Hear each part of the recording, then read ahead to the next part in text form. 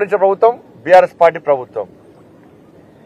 మీరు రాజ్యాంగానికి విరుద్ధంగా మీరు వ్యవహరించారు కాబట్టి మీ కుటుంబం ఇలా మీ కుటుంబాన్ని చూసి చీత్తు అని ప్రజలు తిరస్కరించారు. పార్లమెంట్ ఎన్నికల్లో మీది 3వ ప్లేస్, 3rd ప్లేస్. ఒకవేళ ఇంకా వేరే పార్టీ అలయన్స్ చేస్తే మీ 4th ప్లేస్ పోతుంది. మరి మీ పార్టీని కేసీఆర్ కుటుంబాన్ని చూసి ప్రజలు అసహించుకుంటున్నారు. మీ అహంకారం ఇంకా తగ్గలేదు.